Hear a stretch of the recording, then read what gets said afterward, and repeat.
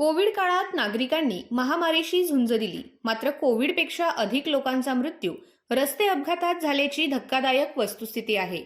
त्यामुळे helmet, seat belt वापरणे तसेच ट्रॅक्टर ट्रॉली, टँकर व अवजड वाहनांना रिफ्लेक्टर लावणे अत्यावश्यक असून आपली सुरक्षा आपल्याच हाती आहे, असे प्रतिपादन मोटार वाहन निरीक्षक अमोल पवार यांनी केले.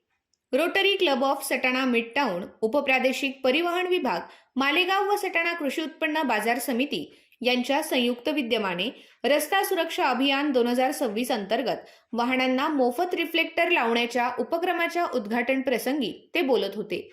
या कार्यक्रमाला प्रमुख पाहुणे म्हणून मोटार वाहन निरीक्षक अमोल पवार, अभिषेक अहिरे, सहाय्यक मोटार वाहन निरीक्षक भरत भवाळ, प्रियंका मोकाळ, बाजार समितीच्या सभापती सिंधुताई सोनवणे, नगराध्यक्षा हर्षदा पाटील, रोटरी क्लबचे अध्यक्ष हेमंत बधान, सचिव निलेश धोंडगे, प्रकल्प संयोजक डॉक्टर सागर शेवाळे, सचिव भास्कर तांबे यांच्यासह बाजार समितीचे संचालक मंडळ, रोटेरियन व नागरिक मोठ्या संख्येने उपस्थित होते. यावेळी मान्यवरांच्या हस्ते बाजार समितीत शेतमाल विक्रीसाठी आलेल्या शेतकऱ्यांच्या ट्रॅक्टर ट्रॉलींना मोफत रिफ्लेक्टर लावण्यात आले.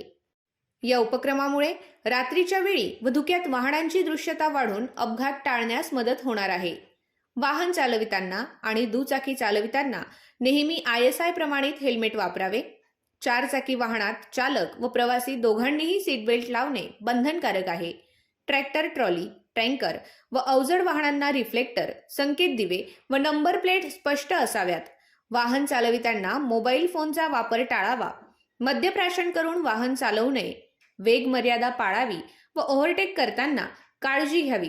रात्री वाहन चालवितांना लाईट, ब्रेक व इंडिकेटर कार्यरत आहेत की नाही याची खात्री करावी. वाहनांचे नियमित फिटनेस व विमा अद्ययावत ठेवावा, अशा सूचना यावेळी देण्यात आल्या.